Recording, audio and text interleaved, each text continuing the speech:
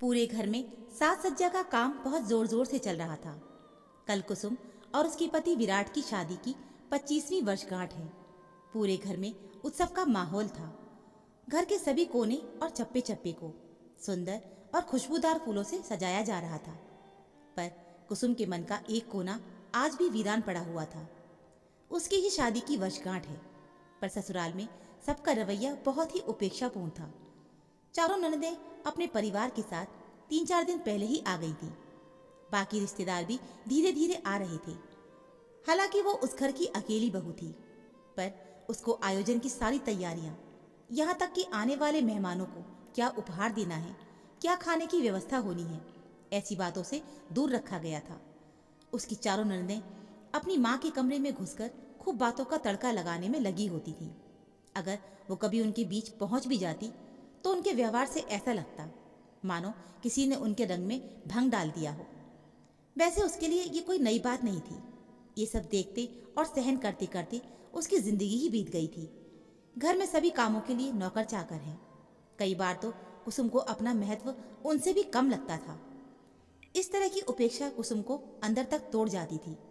पूरी दुनिया में कोई भी नहीं था जिससे वो अपने मन के जज्बात साझा कर पाती। पर शादी से पहले से ही कुसुम को डायरी लिखने की एक आदत थी, वो भी उसकी हमराज और सखी थी। शादी के बाद भी कुसुम का उससे नाता नहीं छूटा था। वो जब भी समय मिलता अपने दिल पर लगे उपेक्षा के घाव को उसमें लिखकर मन हल्का कर लेती थी। आज भी घर में होने वाले बड़े आयोजन जिसका वो महत्वपूर्ण हिस्सा थी, पर सबके लिए फिर भी अनचाही सी थी। उससे बचने के लिए वो अपने कमरे में आ गई। वो ये सब बातें अपनी डायरी रूपी सखी के साथ बांटने को आतुर थी, पर आज पता नहीं वो भी कहाँ छिपी हुई थी। वो तो उसको बहुत संभाल कर रखती थी, इसीलिए गायब होने का तो सवाल ही नहीं था। वो अभी अपनी डायरी रूपी सखी को ढूंढ ही रही थी कि उसकी निगाह अपनी शादी की एल्बम पर पड़ गई। एल्बम को देखते ही उसको अपनी बीती जिंदगी का बहुत कुछ याद आ गया था। 8 साल की थी जब उसके माता पिता और छोटा भाई एक दुर्घटना में चल बसे थे। वो तो संयुक्त परिवार था, इसीलिए उसके सर की छत नहीं छीनी, पर माता पिता जैसा प्यार कोई कहाँ कर पाता है। उसके पालन पोषण की जिम्मेदारी ताऊ जी और ताई जी पर आ गई। ताऊ जी तो फिर भी उससे सहानुभूति रखते थे, पर ताई जी की जुबान अंगारे उगलती थी। वो तो घर में बूढ़ी दादी भी थी जो अकेले में स्नेह बरसाने में कमी न रखती थी, पर ताई जी की कड़वी जबान के आगे वो भी बेबस हो जाती थी। माता पिता के जाने के बाद उसका एडमिशन भी सरकारी स्कूल में करवा दिया गया। स्कूल से आने के बाद वो सारा दिन घर के कामों में लगी रहती थी। बचपन तो जैसे खत्म ही हो गया था। वो नन्ही सी जान फिर भी चेहरे पे मुस्कान रखकर अपनी दुनिया में खुश रहती थी। कभी बहुत उपेक्षित भी होती तो डायरी में लिखकर अपने मन को हल्का कर लेती। शाम को दादी के साथ मंदिर में जाकर अपनी मधुर आवाज में भजन गाने का भी उसका प्रतिदिन का एक नियम था।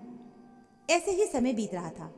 एक दिन मंदिर में विराट की दादी भी कुछ पूजा पाठ के बहाने पंडित से मिलने आई थी। जैसे ही उन्होंने कुसुम की मधुर आवाज में भजन सुने, वो मंत्रमुग्ध हो गई।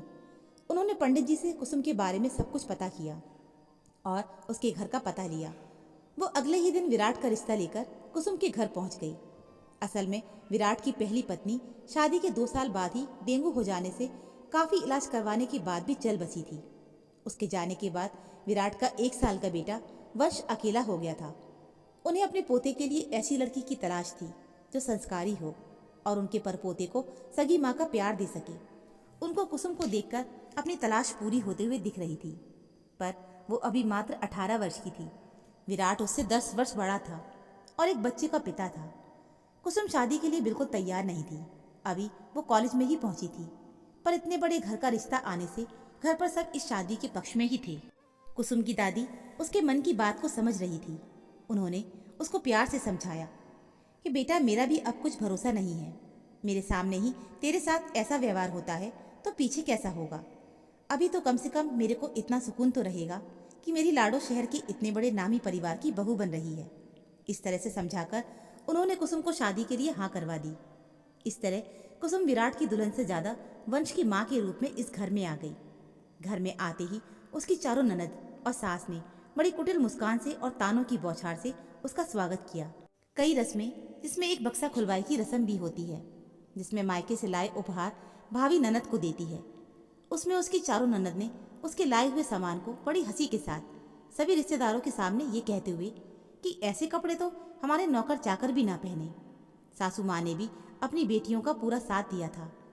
सभी रिश्तेदारों के बीच कुसुम अपने नए घर में भी उपेक्षा का शिकार हो गई थी। वो तो वहाँ पर दादी ने किसी तरह सबको डांट लगाकर बाकी रस्में पूरी कराई थी। सबकी उपेक्षापूर्ण नजरें तो वो झेल भी गई थी, पर पति विराट का व्यवहार भी उसके प्रति ज़्यादा अच्छा नहीं था। शादी की पहली रात को ही विराट ने कुसुम को स्पष्ट कर दिया था कि वो इस घर में दादी की वजह से है और वंश की माँ के रूप में आई है। दुनिया की नज़रों में वो उसकी पत्नी ज़रूर रहेगी, पर असल जीवन में वो विराट से कोई उपेक्षा ना ही रखे तो ही अच्छा है। ये बात अलग थी कि वो उसके शरीर पर अपना पति धर्म निभाना नहीं भूला था। आगे भी कभी घर में कोई त्योहार या उत्सव आता, तब कुसुम अगर कुछ करना भी चाहती तो उसको ये कहकर रोक दिया जाता था कि उसको अमीर और समृद्ध खानदान के तौर तरीके नहीं पता, इसीलिए वो इन सब से दूर ही रहे। कुसुम अपने ही खोल में सिमटती जा रही थी। वो तो अच्छा था कि वंश की सारी जिम्मेदारी उसको ही दी गई थी। वंश के साथ वो अपना बचपन जीने की पूरी कोशिश करती थी।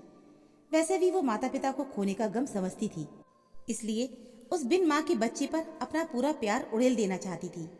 अगले साल जब वंश का स्कूल में एडमिशन हुआ, तब बच्चे के माता पिता को एक मीटिंग के लिए बुलाया गया, पर उसमें कुसुम को जाने नहीं दिया गया। यहाँ पर भी उसको कम पढ़े लिखे और बड़े घर के तौर तरीके से अपरिचित होने का ताना देकर रोक लिया गया। कुसुम ने अपने आप को किसी तरह समझाया, पर आगे भी जब तक वंश स्कूल गया तब तक कुसुम को उसकी मीटिंग में जाने की अनुमति नहीं थी।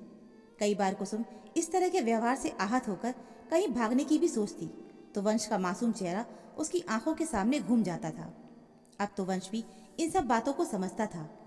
वो कुसुम की तरफ से बोलने की कोशिश भी करता तो उसकी बुआ दादी और यहाँ तक कि विराट भी उसकी बातों को अनसुना कर देता था। वो कुसुम को भी अपने लिए आवाज़ उठाने के लिए कहता, तब वो उसको किसी तरह बहला फुसला देती। स्कूल के बाद जब वंश का इंजीनियरिंग में चयन हुआ तो उसको हॉस्टल में रहने जाना था। कुसुम का तो रो रो कर बुरा हाल था। तब वंश ने उसके आंसू पोंछते हुए बड़े प्यार से कहा था, माँ चिंता मत करना, मैं आपको आपका हक दिलवाकर ही रहूँगा। उसकी बात सुनकर कुसुम को रोते हुए चेहरे पर ना चाहते हुए भी मुस्कान आ गई। बाहर जाने के बाद भी वंश रोजाना कुसुम को वीडियो कॉल करना नहीं भूलता था। दिन बीत रहे थे। वंश इंजीनियरिंग के बाद विदेश से एमबीए की डिग्री कर 2 साल विराट के बिजनेस का एक बड़ा प्रोजेक्ट पूरा करके अभी 15 दिन पहले ही वापस अपने देश लौटा है। कुसुम और विराट की शादी की 25वीं वर्षगांठ मनाने की भी सारी योजना वंश की ही थी। वंश की जिद के आगे किसी की नहीं चली थी। अब चूंकि घर कई दिन पहले ही रिश्तेदारों से भरना शुरू हो गया था, रात को गप्पेबाजी की महफिल भी जमती थी। सब लोग अब वंश की शादी और उसकी होने वाली पत्नी के लिए उसकी पसंद जानने को लेकर बड़े उत्सुक रहते थे। वंश बड़ी ही हाजिर जवाबी से उनके सभी प्रश्नों के जवाब समय आने पर देने को कहकर टाल देता। वंश की याद आते ही कुसुम के मन में उसके लिए ममता का सागर उमड़ आया। वो अभी ये सब सोच ही रही थी कि वंश ने आकर दरवाज़ा खटखटाया। उसके पुकारने की आवाज़ सुनकर वो यादों से बाहर आई। वंश ने अंदर आते हुए कुसुम के हाथ में बहुत सुंदर सी साड़ी देते हुए बोला, माँ जल्दी से मेरे साथ चलो, मैंने आपको दुल्हन की तरह तैयार करवाने के लिए पार्लर में बुकिंग कर ली है।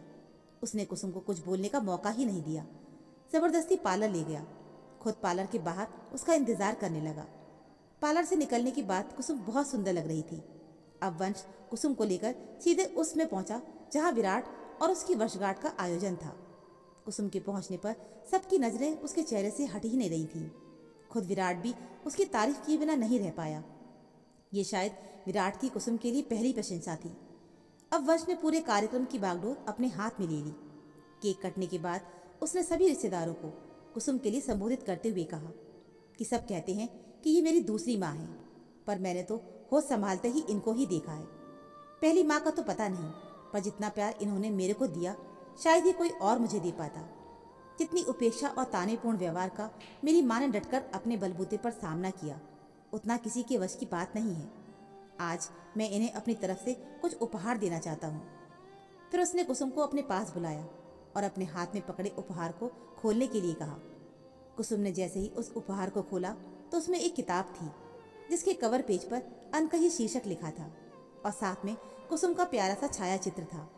लेखक के रूप में उस पर कुसुम का नाम था। तो अब आपको बता दूं कि मैंने अपने लिए कोई लड़की पसंद नहीं की।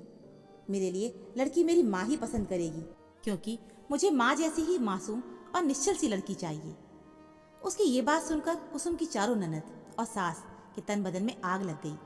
आज बेटे और कुसुम का ये प्यार देखकर विराट को भी अपने व्यवहार का पछतावा हो रहा था। ये सब बातें कहते हुए वंश ने कहा, मेरी माँ की एक खूबी ये भी है कि वो गाना बहुत ही अच्छा गाती है। ये कहकर माइक भी कुसुम के हाथ में थमा दिया। कुसुम मना करती रह गई, पर वंश ने उसकी एक ना सुनी। कुसुम ने अपना पसंदीदा गीत तेरा मुझसे है पहले का नाता कोई गाना गाना शुरू किया, पर अपने बेटे के दिए सम्मान से उसकी आंखें भर आई थीं। उसकी आवाज़ थोड़ा कमज़ोर पड़ती, उससे पहले विराट ने आकर उसको संभाल लिया। अब विराट ने सबके सामने कुसुम को गले लगाते हुए कहा कि कुछ प्रेम कहानियां शादी के 25 वर्ष के बाद भी शुरू होती हैं। आज कुसुम अपने आप को दुनिया की सबसे भाग्यशाली माँ समझ रही थी, जिसके बेटे ने आज उसके पूरे जीवन में मिली उपेक्षा की भरपाई कर दी थी। तो दोस्तों, ये थी हमारी आज की कहानी। कहानी आपको कैसी लगी हमें कमेंट बॉक्स में ज़रूर बताइएगा। कहानी अच्छी लगी हो तो प्लीज़ वीडियो को लाइक, चैनल को सब्सक्राइब ज़रूर कर लीजिएगा। मिलते हैं फिर एक नई कहानी के साथ। कहानी सुनने के लिए आप सभी का बहुत बहुत धन्यवाद।